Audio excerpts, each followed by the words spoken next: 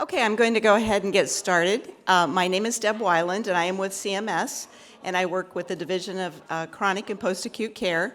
And this morning, I'm going to be giving you an overview of the IRF QRP reports. For our participants in the room, if you would please locate your presentation and report activity materials in your packet, you would look for packet number 9 in your folder. And for our participants joining online, or on the webcast, the slide presentation and report activity information is located in the folder titled 09 IRF Quality Reporting Program Reports, which is in the August 2019 IRF QRP Provider Training Day 2 Part 1 zip file. That was a mouthful. All right, we'll go ahead and get started.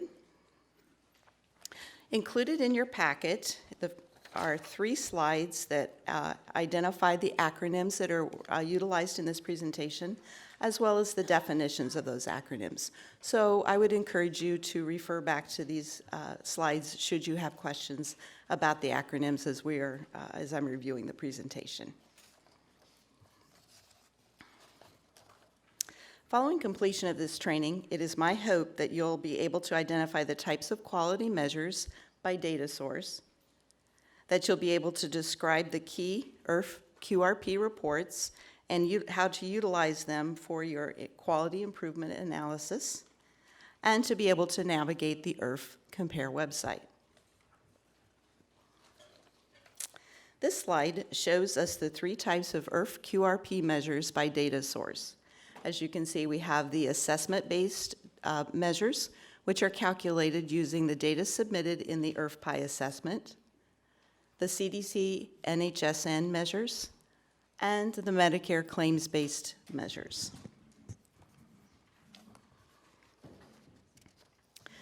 This slide is just a review. It provides a list of the 4 of the assessment-based measures.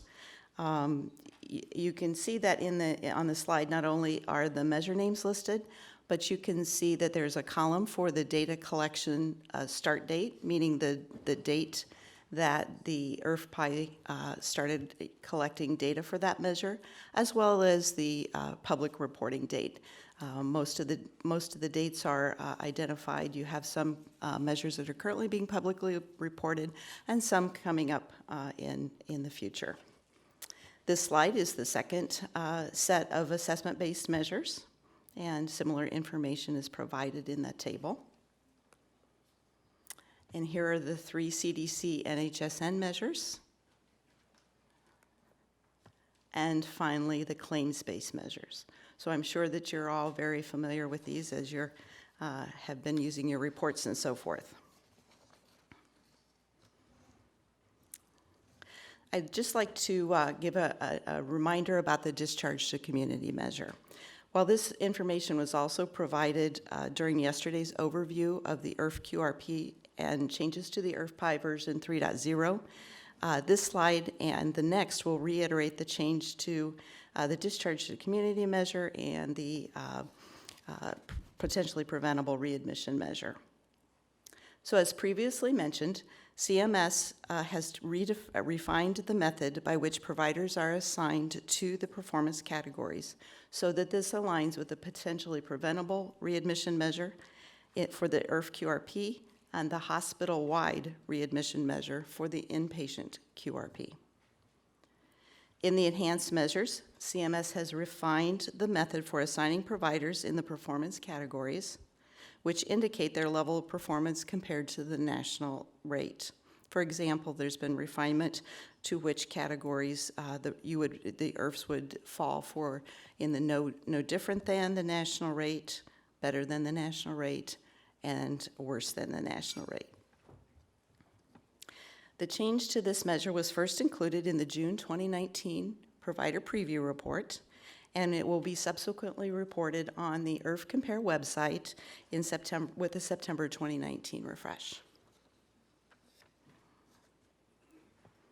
And here's the update regarding the potentially preventable readmission measures. CMS postponed the publishing of these measures to allow for more testing and refinement, which is now complete. The results of the enhanced measures will be posted on the IRF Compare website this fall of 2019. You would have viewed the enhanced measure results on your June 2019 preview reports, and again, the same data will be included in the IRF Compare refresh this fall. And this slide tells us about 4 of the measures that are being removed from the IRF QRP. There are 2 assessment-based measures, the percent of residents or patients with pressure ulcers that are new or worsened, and the patient influenza vaccine measure. As you can see, we have 1 CDC measure that's being removed, and that's the MRSA measure, and 1 claims-based measure, the all-cause unplanned readmission measure, is no longer going to be in the IRF QRP. It's important to understand that while we're removing the percent of residents or patients with pressure ulcers that are new or worsened measure, that those data will continue to display for public reporting until the new pressure ulcer injury data are available for reporting with the fiscal year 2020 IRF QRP. With the patient vaccination measure, beginning October 1st, 2018, you were no longer required to answer those associated flu items. Those items were O0250A through C, and you were allowed to enter a dash in those items instead. You will continue to enter a dash in those fields through September 30th of 2019. Effective with the new version of the IRF PI, version 3.0, on October 1st, 2019, those items will no longer be present on the item set, so you won't have to address those. For the MRSA measure, the data collection for this measure ended October 1st, 2018. And for the all-cause unplanned readmission measure, you all know that that measure was removed beginning with the fiscal year 2019 IRF QRP, and it is no longer publicly reported on the IRF Compare website. For those of you who have been to the IRF trainings before, you may recognize this graphic. This is what we call our public reporting graphic. It's meant to demonstrate the 2 types of reporting for IRF QRP. On the left side, you'll see the confidential reporting section. It's kind of in the peach color. And in the confidential reports include the review and correct report, the QM or quality measure reports, and the provider preview report. The other type of reporting, of course, is public reporting. You can see that there's an association between the provider preview reports and the the Compare public reporting, because we've sectioned those 2 pieces together in the green color. This is meant to indicate that the data on the provider preview reports are ultimately posted on the IRF Compare website. And look at there, we already have an opportunity for a question and answer. So go ahead and access your Slido if you're participating. And to that, we'd like to have you answer this question. The Medicare spending per beneficiary is an example of which type of quality measure? Is the correct answer A, a CDC NHSN measure, B, an assessment-based measure, C, a claims-based measure, or D, none of the above? I'll give everyone an opportunity to register your answer.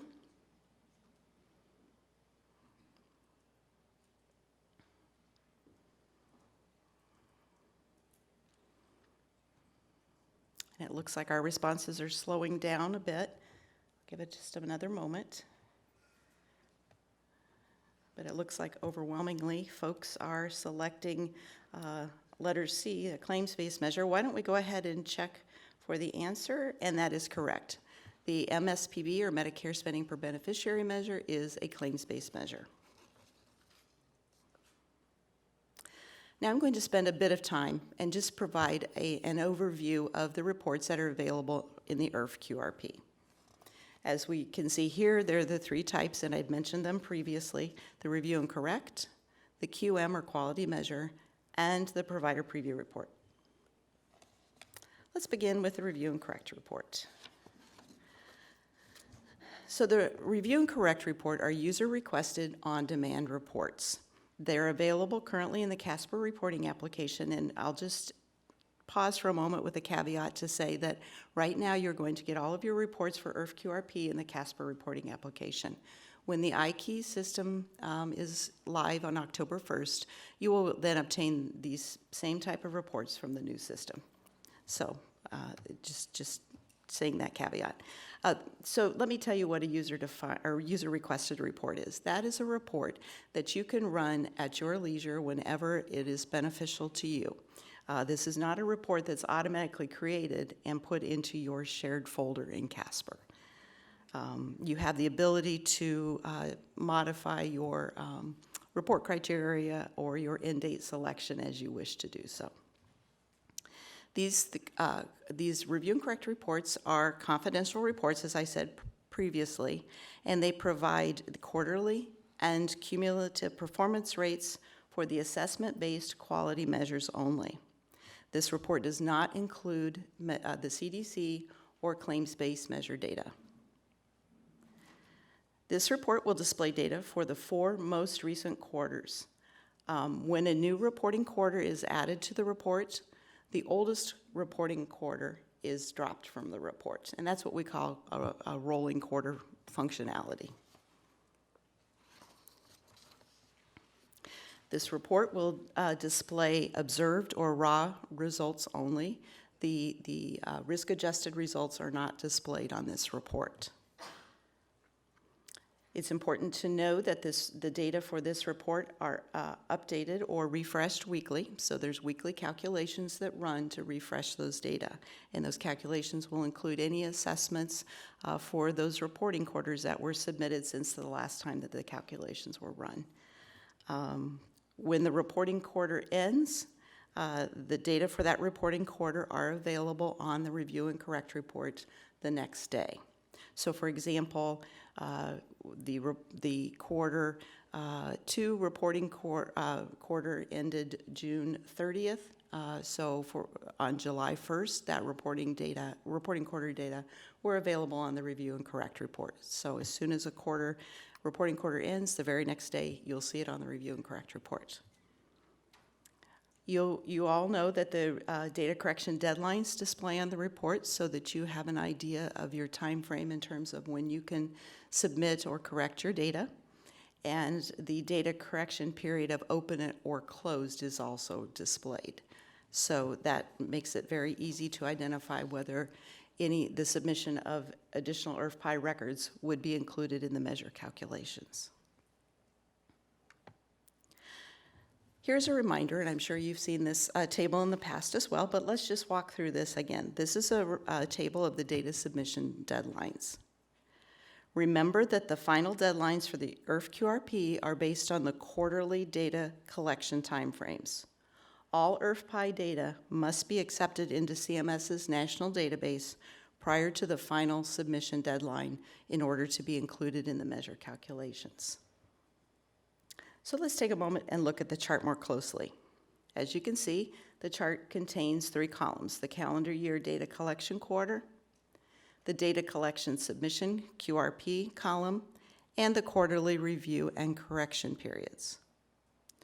So let's take a look at a couple of the rows more closely so you'll understand how to interpret these. So the calendar year quarters are based on the quarters are based on the calendar year. And for our first row for quarter 1, we know that the data collection time period for quarter 1 is January 1st through March 31st. Once April 1st arrives, quarter 1 data will be added to your review and correct report. So that means that starting April 1st through the data submission deadline of August 15th, you will have that time period to submit any late, missing, or corrected records for the assessments that had a discharge date in quarter 1 to ensure those data are included in your measure calculations.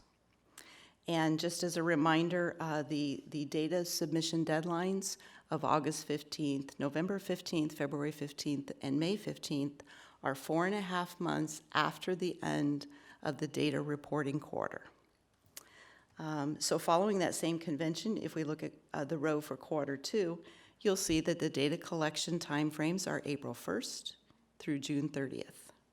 That means if beginning July 1st until November 15th, you have the opportunity to submit any late, missing, or corrected assessments and have the data for those assessments included in the measure calculations for that reporting quarter. And for quarter 3, you see that you have between October 1st and February 15th to correct any of your data. And for quarter 4, then you have between January 1st and May 15th with which to correct your data.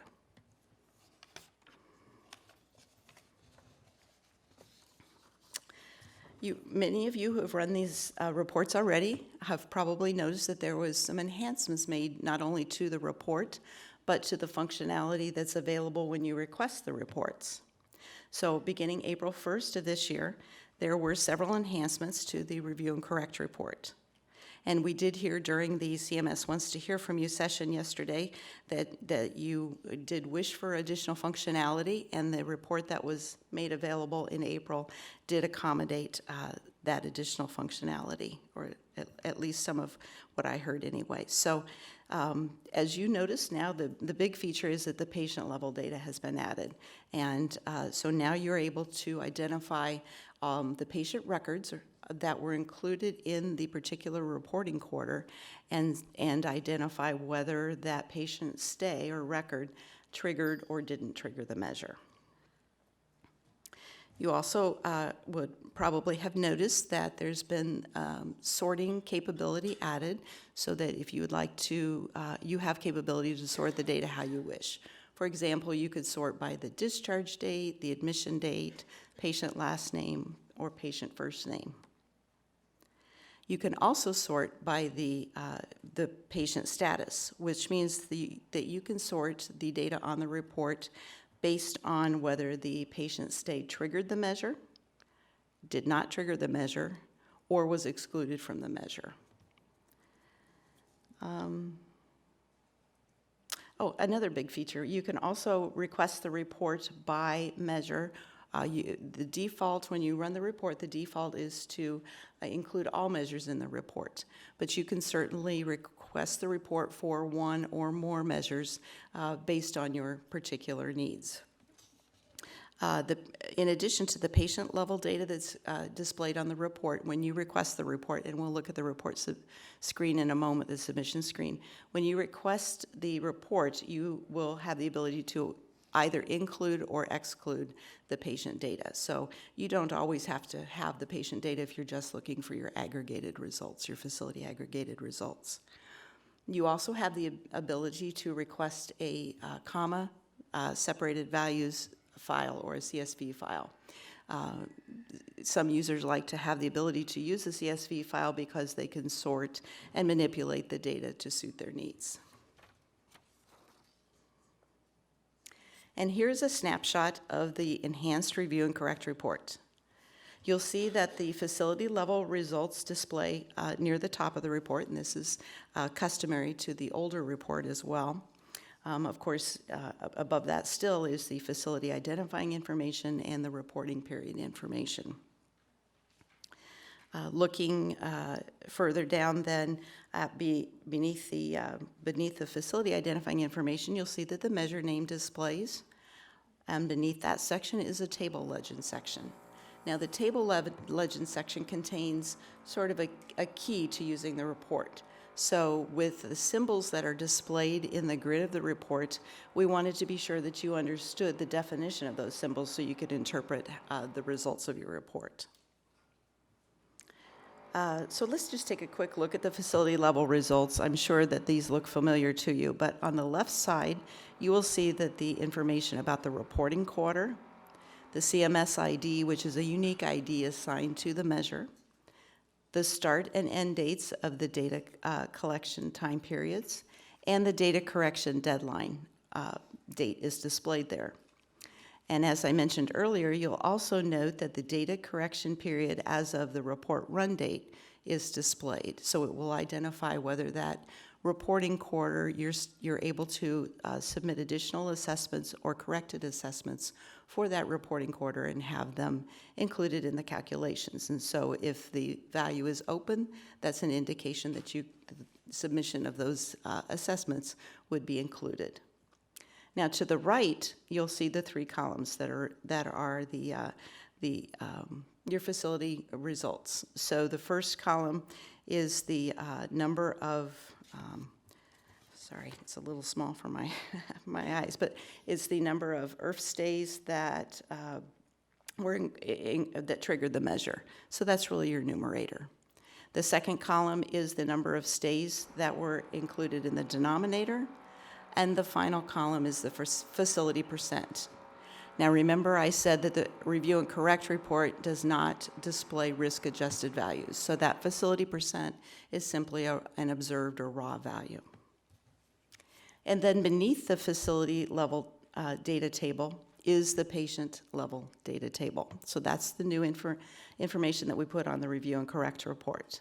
And it's pretty straightforward, what you see in the table. So the reporting quarter displays, followed by the patient name, the patient ID, which is the unique ID that's assigned by the ASAP system to the residence record in the national database. Then you'll see that the admission and discharge date from that IRF record is displayed, followed by the data correction deadline date, again, whether the period is open or closed, and then finally the status.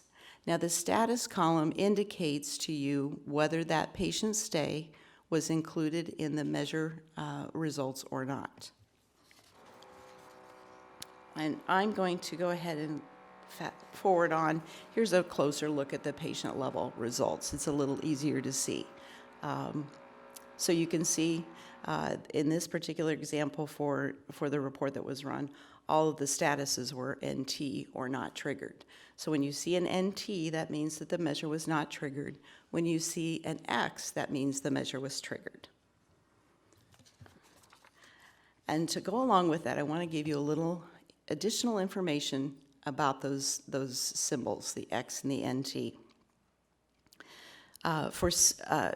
So the X indicates that the measure was triggered, NT indicates the measure was not triggered, and if you see an E, that means that the patient's stay or record was excluded from the measure calculations.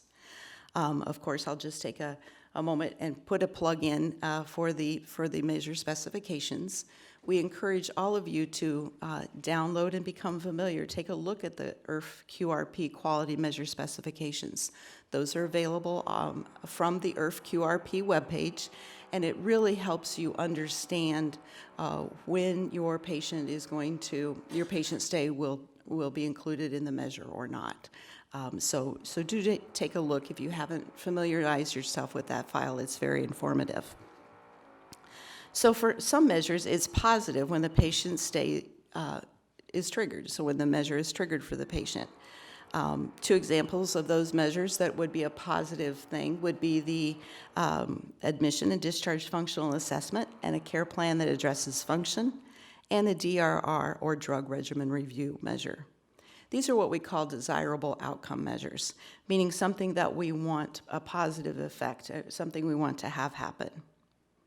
So when you're looking at these desirable outcome measures on your patient level report, an X then would indicate that the measure was triggered, and that was a good thing, right? Because it indicates that a positive process was followed. Conversely, if for these desirable outcome measures you see an NT displayed, that is less than desirable, right? We want everyone to have the drug regimen review. We want everyone to have their admission and discharge functional assessment completed.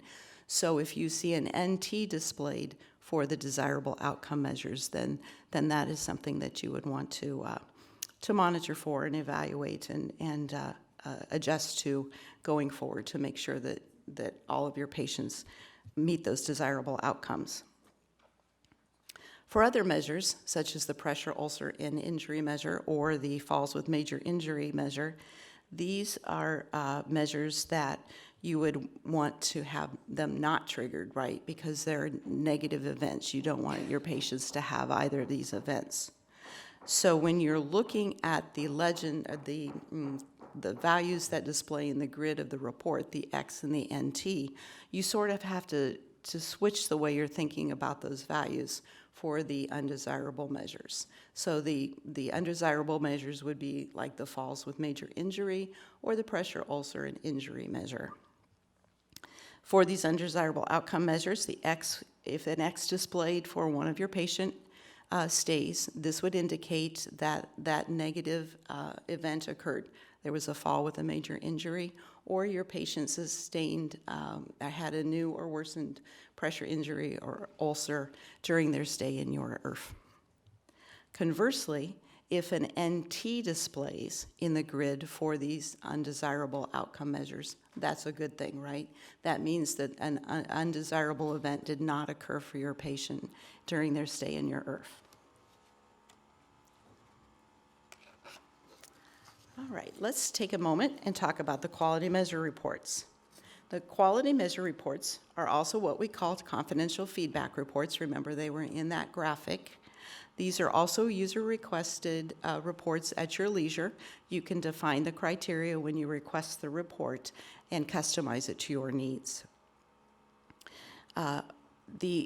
Unlike the review and correct report, the quality measure reports, there's two quality measure reports. There's the facility level quality measure report, which reports your facility level results, and then there's a separate patient level quality measure report. The facility level QM report includes data for the assessment-based measures, the CDC measures, and the Medicare claims-based measures. However, the patient-level quality measure report only includes the quality measure results for the assessment-based measures. Right now, there are no patient-level results for the CDC or claims-based measure data. And here's a picture of the facility-level report. And this probably looks familiar to you. This report's been available for several years. If we take a look at the report, you'll see that the facility information displays at the top, and adjacent to that is the reporting period information, when the data for the report were last calculated, and so forth. Beneath that section is another table legend. Again, it's a key to help you decipher any symbols that are displayed in the table themselves. And then we get to the meat of the report. In the table, you'll notice that the measure names are displayed in the left-hand side, followed by a CMS measure ID. That's that unique ID that we assign to the measure to track it over time, basically. Then you'll see the actual facility level results, the numerator, the denominator, the facility percent, and the comparison national average. Now, these are all measures the measures shown here are not risk-adjusted measures. But if we were to show the pressure ulcer measure, for example, it is a risk-adjusted measure. So you would expect to see another column on this table for the facility risk-adjusted value. And here's a look at the patient-level report. You'll see that that this report will display the patient records that were included in the reporting period and identify whether or not that patient stay triggered the measures. And you also see that we include not only the patient name, but the patient ID and the admission date and discharge date associated to that IRF record. And then the measures are displayed in the columns to the right of that information. And beneath that are the symbols indicating whether or not the patient stay triggered or didn't trigger or was excluded from the measure. CMS is happy to announce that coming this fall, there will be some enhancements to the patient level report.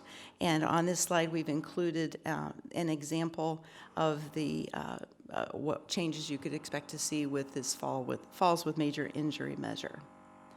So there will be a new quality measures legend table on the patient level report, and it will include a measure interpretation And the measure interpretation will identify whether the measure is a desirable outcome measure and processes performed measure, or an undesirable measure, or a function score. The report periods will display, the CMS measure IDs will display, as well as the CMS ID discharge dates, so that the discharge dates that correspond with the particular CMS ID or version of the measure that's being shown. Let's go ahead and take a look, because we have a sample of the new report.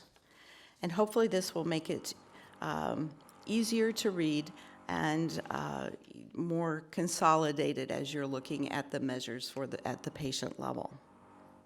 So you'll see in this particular example, the typical facility and reporting information is displayed at the top. Beneath that is our new quality measure legends table. And in this table, let's just take a look at the columns. So in the leftmost column is the QM number. To each quality measure that's reported on the patient level report, we've assigned a QM number to that measure. If you notice for QM number 2, where the red arrow is highlighting, it's highlighting the application of falls measure. And we'll cross-reference that number in a minute, but I did want to point it out. The next column is the measure interpretation. Remember, I said that we would identify for you whether the measure was a undesirable outcome measure, a desirable outcome measure, or a function score.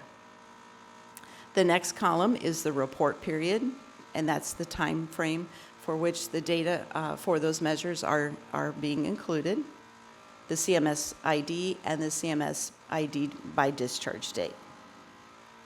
Beneath this table, again, is a table legend, and it will help you interpret your results in the grid. And beneath that is our actual patient listing. So you will see that for looking at the first row, for example, to read the patient table, you would see that the patient name displays, then the patient ID, the admission date and discharge date from the IRF record, followed by the columns for the undesirable outcome measures. Notice that the QM number is referenced beneath that. So we know that our undesirable outcome measures are our pressure ulcer, pressure injury measure, and the falls with major injury. So we have identified those by QM numbers so that it takes up less space and it's easier to cross-reference. So as we cross-reference that red arrow in the patient level results, you'll see that that's for QM number 2. And so you can cross-reference the measure legend table above to see that you're getting your results for the falls with major injury measure. So for each measure reported, you would simply look at the QM number in the patient level table and cross-reference it to the corresponding QM number in the measure legend table so that you can understand the data that are being reported for those measures. And of course, we have the usual X's and NT's and E's that are displayed for those measures to which those are applicable.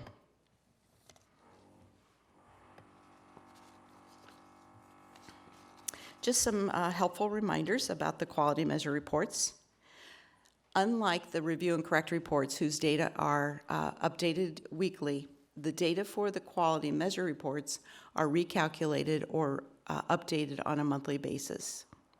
The reports will provide you information about the facility and patient level results for a single reporting period. And our reporting period is a 1-year time period. These reports will provide you a snapshot of performance for quality improvement purposes and the data submitted and the risk-adjusted values if it's appropriate for the measure. It's important to remember that the data on the QM reports and the data on the review and correct reports are not static, and they will never match. So you shouldn't try to compare your data between those two types of reports.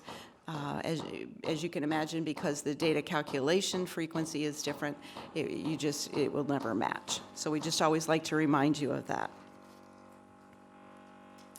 And let's move on to the provider preview report.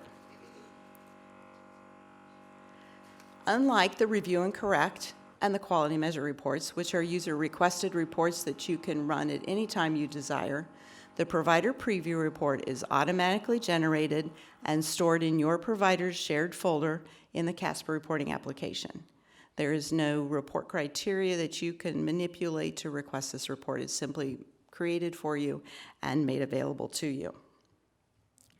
This report will display your facility-level aggregated results that will display during the next IRF Compare website refresh. The provider preview report does not include any patient-level information. The provider preview report is available approximately 5 months after the end of the reporting quarter, data collection quarter, pardon me. Once the provider preview report is available to you in your shared folder, you are allowed a 30-day review period, and that 30-day review period begins the date that that report is stored in your shared folder. It's important to remember that that you are not allowed to correct any underlying data for these reports, as the data data submission time frames have been frozen. And I'd like to just back up and think with you to get right now about the review and correct reports. So once the data for the reporting quarter has ended, meaning that you can no longer include any IRF-PI records because the data submission deadline has passed, you can imagine that when that quarter is closed, we set aside that quarter of data and we use it for this provider preview period.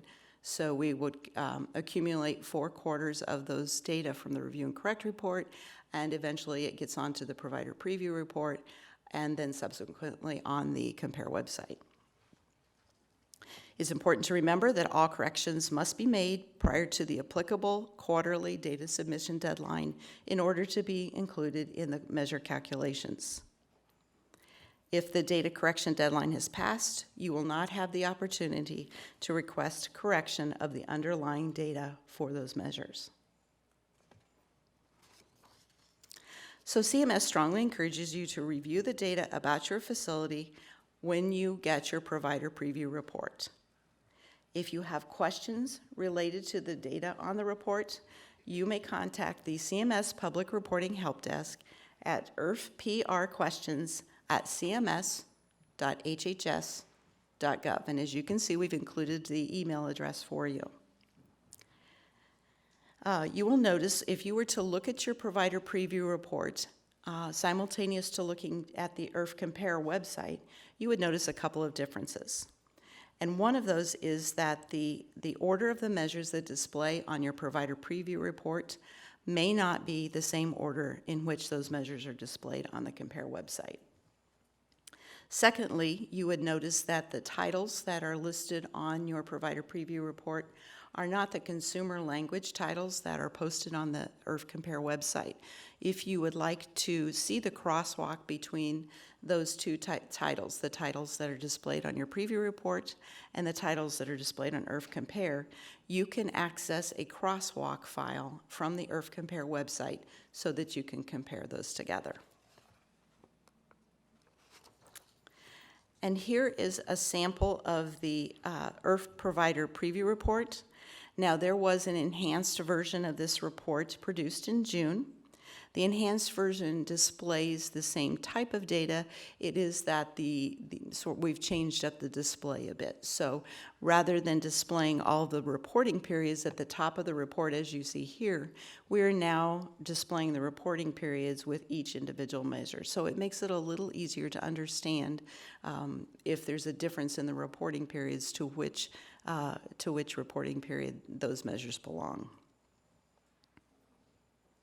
You will see that on the new preview report that we continue to list the measures by their data source. So you will see that all those assessment-based measures are listed under the IRF-PI quality measure section.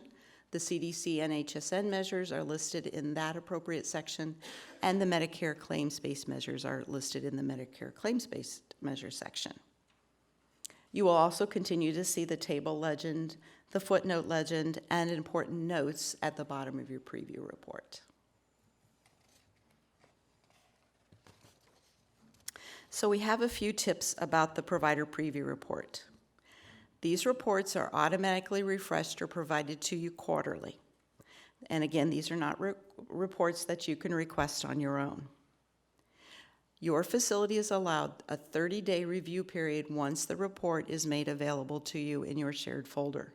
And remember, that 30-day review period begins the date that that report is posted in your shared folder. These reports will provide your facility's performance, which may be used for quality improvement activities. As I mentioned, we encourage you to always look at your provider preview reports. If you disagree with the accuracy of the performance data, such as the numerator, denominator, or other QM-specific information on the provider preview report, you can request a review of those data by CMS. If you wish to have CMS review the data on the provider preview report, the request for review must be submitted within that 30-day review period. And again, I can't stress enough, that begins the date that those reports are made available to you in your shared folder. As a reminder, you will not have the opportunity to request correction of any of the underlying data, as the data correction deadline would have passed. So what's the process for requesting a review by CMS? We'll go through that quickly. So all requests must be emailed to the IRF PR questions at cms.hhs.gov email address. It's imperative that when you're sending your email that you include the following information in the subject line. You must include your facility's name, followed by the words public reporting request for review of data, and your facility CCN, or CMS certification number. You can see that on the graphic we have included an example of what information should be included in the subject line. It's imperative that all of this information is included. Within the body of the email, then, we are requesting very specific information as well.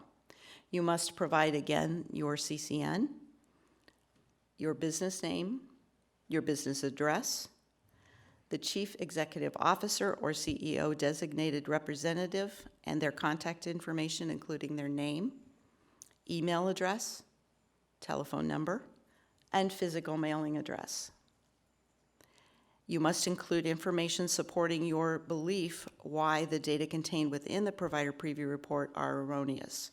For example, we want you to include specific information about the QMs that you feel are affected, and the aspects of the QMs affected. For example, is it a numerator that you have a concern about, a denominator, or other quality measure results? And finally, most importantly, please do not send any patient identifiable information, any PII or PHI, to CMS in this email. If we receive an email with this information, that email will automatically be deleted, and we will not consider your request for review.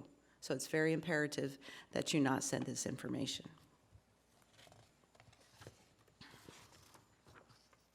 Once we receive the requests, and so long as we don't receive the patient-level information, we will review the request and provide a response via email to the contact information that you included in the body of the email. Data that CMS agrees to correct will be reflected in the subsequent quarterly release of the quality data on the IRF Compare website. It's very important to note again that we will not accept any email requests with PHI or PII data. All right, it is time for Slido. So go ahead and access your application and answer this question. All of the following CASPER reports are available on demand except the QM reports, the review and correct report, C, the provider preview report, or D, the confidential feedback report.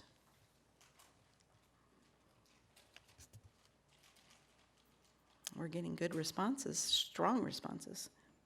I'll give it another moment or two.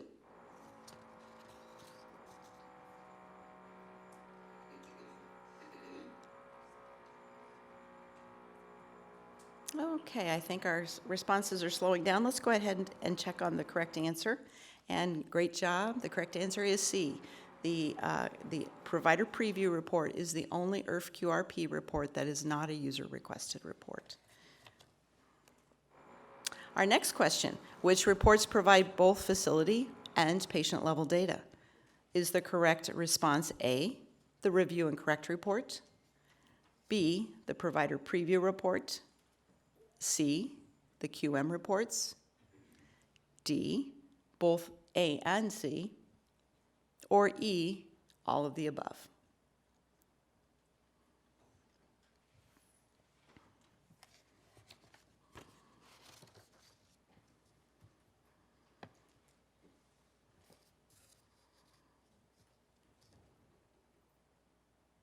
And I'll give it just another minute. Looks like we're still registering a few.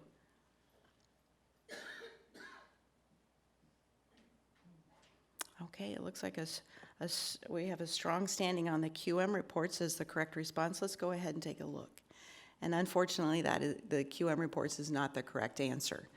We now provide facility and patient level data both on the review and correct report and on the QM reports. So the correct response would be both A and C. The next question, which report displays results that will be posted on the IRF Compare website?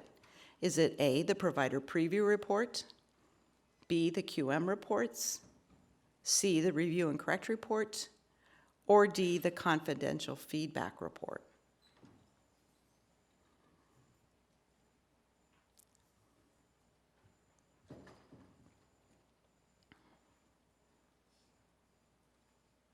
Just another moment or two.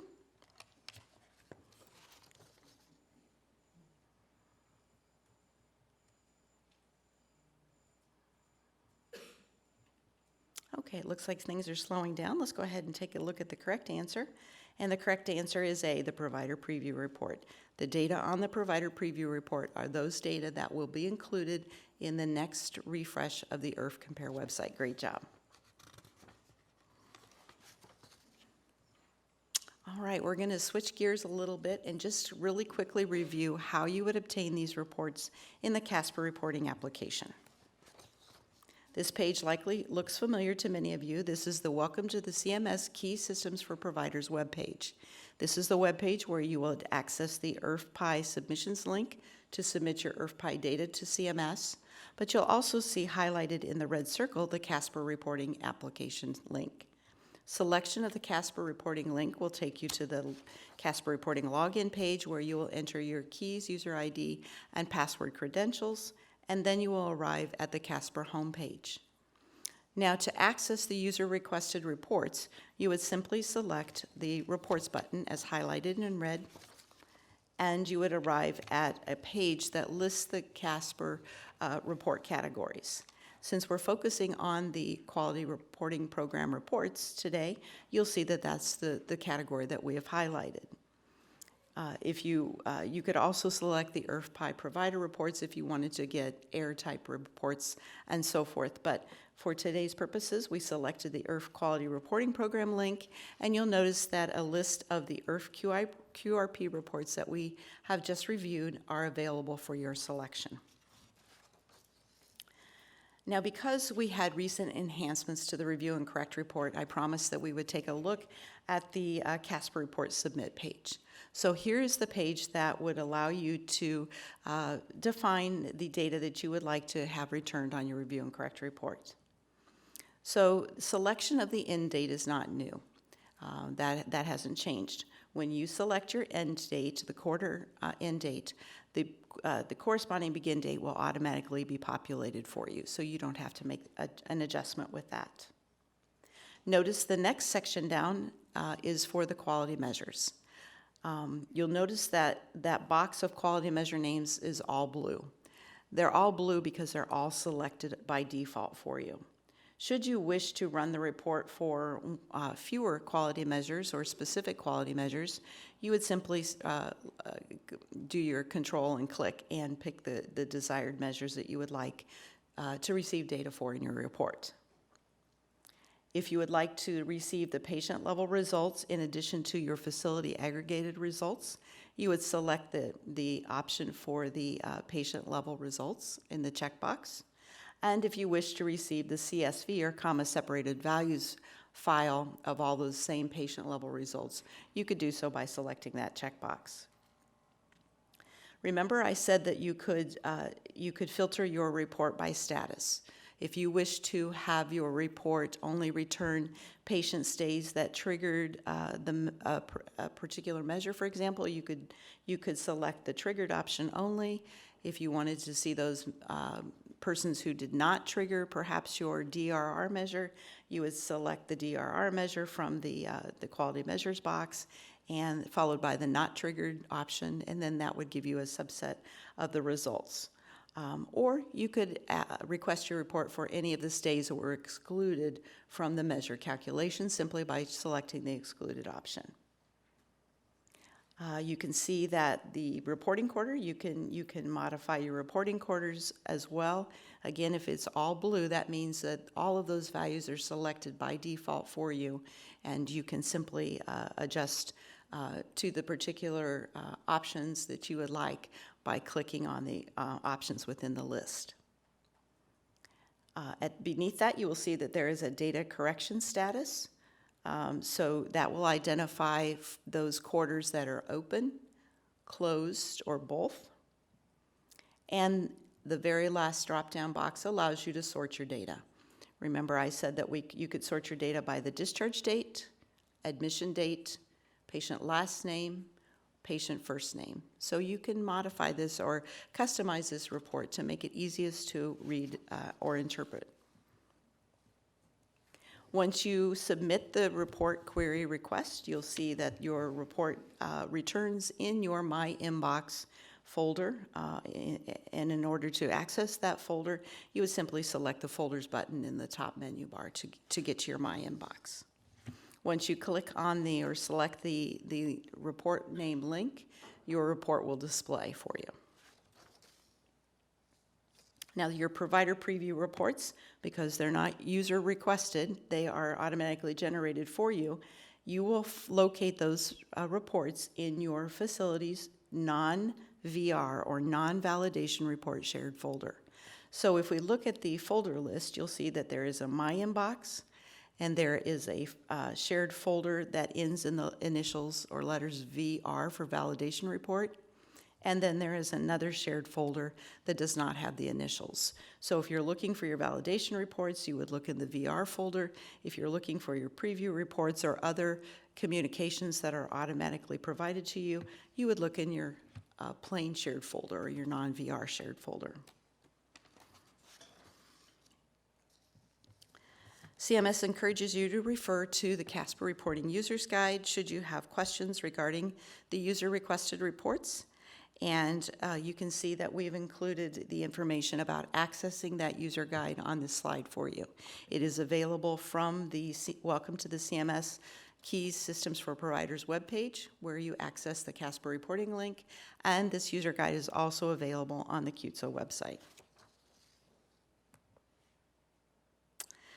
I'd like to tell you about a policy change that's going to be in effect October 1st of this year. The current CMS policy allows you to submit any late or corrected IRF assessments up to 36 months after the target date of the assessment. Effective October 1st of this year, that time frame is changing to a 24-month limitation. So effective October 1st, the system will only process any records that have a target date 24 months prior to the submission date. So we just wanted to make you aware of that change. And now a bit about the iKeys updates. We've included a good bit of information about what you can expect in the iKeys system updates. Those updates are scheduled, the new system is scheduled to be in effect October 1st, 2019. You will notice that there will be enhanced IRF patient assessment upload functionality. There will be an optional patient assessment user tool that will allow you to enter your assessment data and submit it directly to iKeys within the same application. And this application or this new tool will replace the current J-Irvin software that's available if you're using that. iKeys is moving to an internet-facing cloud-based system, and it's expected to be more intuitive and user-friendly. And the most important piece of information in my mind on this slide is the onboarding information. We are currently requesting and encouraging each of your providers to begin your onboarding process. What does that mean? We need you to start going through the process to obtain your user ID and password credentials so that you have them in advance and on time when the new iKey system is effective October 1st. It is critical that you have at least 2 persons from your organization obtain a user ID and password to the iKey system, because you won't want to have a delay in submitting your IRF-PI assessment data or accessing any of the reporting. It's important to note that if your facility is an IRF subunit, that you must register with your parent facility CCN. Do not register with your CCN. For example, if your CCN has a T in your CCN or an R, do not register with that value. Register with your parent value, which would be your hospital parent's CCN, which would have a 0 in place of the T or R. So if you register with your CCN, the registration system won't be able to locate your facility. Understand, we'll be able to, behind the scenes, keep track of, we'll know what your CCN is, but for this registration process, you must use your parent provider's CCN.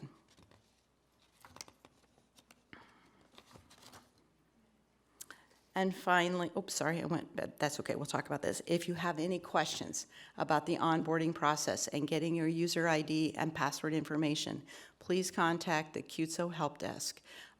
They are already working with our LTEC providers. They've been onboarded, so they're very capable and willing to help you through this process. So please be sure that you reach out to them should you have any questions. And again, don't delay. That's all I can stress. You really just want to get that all set up and ready to go for October 1st. Also, it's important that you stay informed. We are providing iKeys updates on the QTSO website, the Keys Technical Support Office website. You may sign up for the PAC or post-acute care listserv announcements, and we've included a link to that web page there for you for your convenience. And one final request is that we ask that you ensure that the email address associated to your current Keys user ID is updated and accurate in the Keys User Maintenance Application, or QMA application. We are using that Keys user ID, the Keys email address as a mode of communicating with you. So please log into the QMA application, or next time you're in to update your password, check out your email address and make sure that the current one is listed. A quick little review of IRF Compare website. We won't spend a great deal of time, but as many of you have probably already seen, this is the IRF Compare website. This is where you will access or view, and where the public can view, the IRF QRP publicly reported data. You'll notice that in the snapshot to the right, this is the home page. This is the search section where you'll get started when you search for an IRF facility.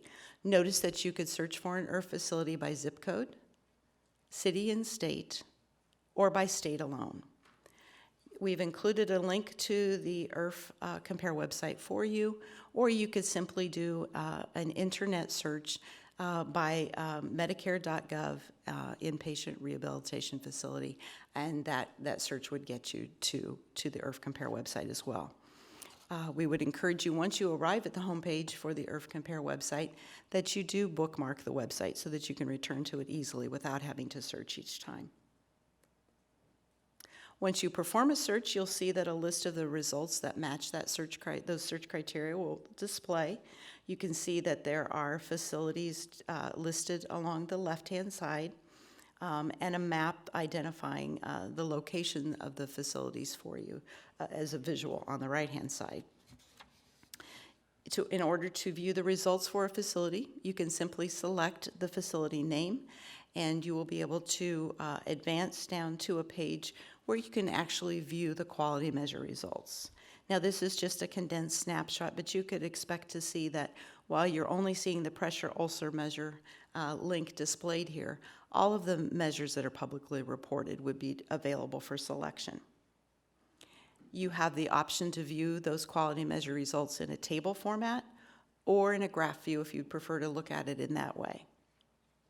If you're unsure of the definition of the measure, you can hover over the measure name, and a pop-up box will display with additional information about that measure. Finally, there are downloadable data files available on IRF Compare. These downloadable data files will contain the results for all IRFs in the nation for all measures. So if you're interested in looking at those files, please access the data.medicare.gov website. And finally, when you're on the IRF Compare homepage, if you look at the bottom of the homepage, you'll notice that there's 3 blue boxes. Within each of these blue boxes are links that will allow you to drill down to additional information about the IRF Compare website, about the data that are reported on the website. So again, I would encourage you to go out and do a little looking on the IRF Compare website, select some of these links, and learn a little more about the data and the website itself. And now I'm going to have a series of questions.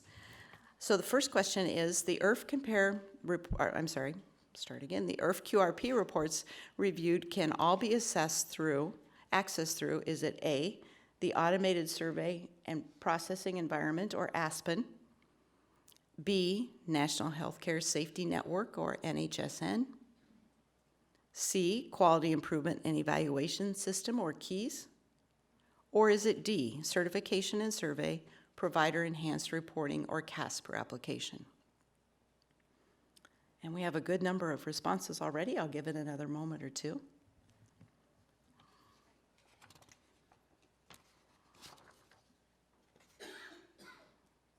And let's go ahead and take a look at our answer. Great job. The answer is the CASPER application. Almost everybody got that, I think. Great job. Our next question is, the request for CMS to review your provider preview report data must be submitted using which method? Is the correct answer A, via email, B, by fax, C, through CASPER, or D, all of the above? And we're getting rapid responses. This is awesome. I'll just give it another moment.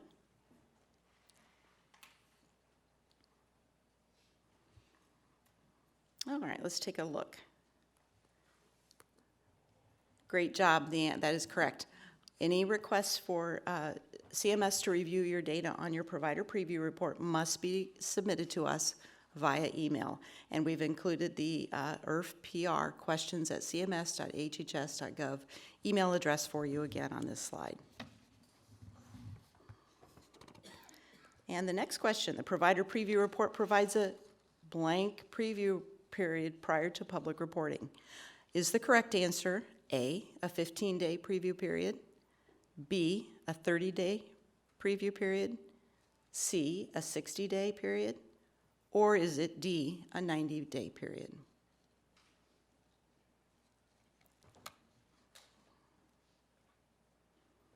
Again, good rapid responses, and pretty consistently everyone's selecting the same answer. Let's take a look. Correct. Good job. The correct answer is that you will receive or be afforded a 30-day review period once those provider preview reports are available to you in your CASPER shared folder.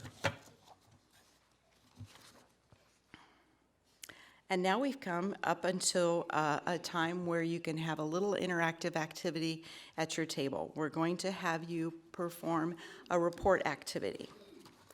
So we have a scenario, and the scenario is that you are the Director of Rehabilitation at Fountain City Rehabilitation Hospital, located in Kansas City, Missouri.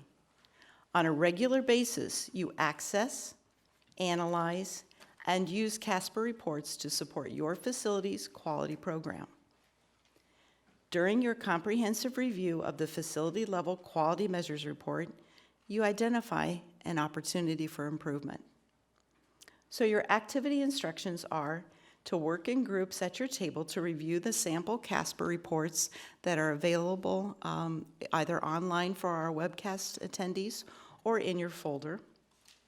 There's a report activity worksheet that will guide you through the review and analysis of those CASPER reports. So we want you to utilize the CASPER reports and the worksheet and identify what opportunity for improvement is there when you look at the reports for your facility. We'll give you about 20 minutes and we'll debrief. Let's take a look and review what it is you found out of concern from your CASPER provider reports. So we have some questions. So the first question is to ask you to review your facility level quality measure report to identify which measure your facility should target for improvement. How does this report's data support your conclusion? So here is a picture of the facility level quality measure report. Did you all arrive at the same conclusion that the measure of concern is the falls with major injury measure? Okay, awesome, and that's right. You can see that the high facility percent is identified, and especially compared to the comparative national average, it's elevated. So that's great. You found the measure of question. The next question is that you would look at your patient level report, to identify those patients that triggered the falls with major injury measure. Remember, this is an undesirable outcome measure, so you would have found an X in the column for falls with major injury for the patients that sustained those. Did your teams all arrive at the three patients, Timothy Collins, Linda Green, and Tanya Martinez? Awesome, great job. And here's a look at the patient level report. There's Timothy's results. We see that was triggered. And Linda's results, and Tanya's results. The next step was to look at the IRF assessment print reports for those individual patients that triggered the measure. We know that the falls with major injury measure is triggered with two items, J1800 and J1900C. Specifically, J1900C, if the value submitted in that item is 1 or 2, indicating that they had one fall with major injury or 2 or more falls with major injury, that would trigger them for this measure. So were you able to identify those items on your assessment print report that caused that measure to be triggered? Okay. And here are the assessment print reports for each of the patients. And it asks, how will the information collected from these CASPER reports inform your next steps in the development of a performance improvement plan? So hopefully at your tables, after you finished your activity, you talked among yourselves and identified, even for this particular scenario that was fictitious, what steps would you do in your facilities to minimize these undesirable outcome measures? So in summary, let's just review what we've learned today.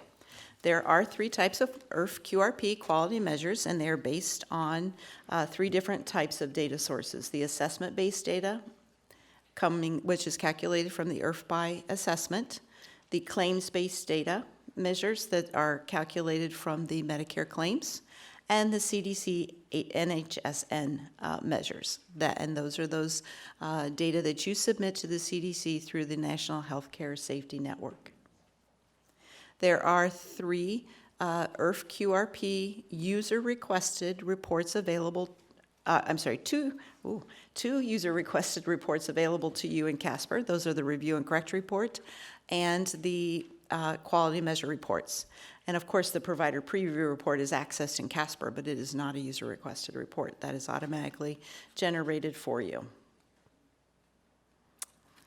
And so we want to take an opportunity to record your action plans and ideas.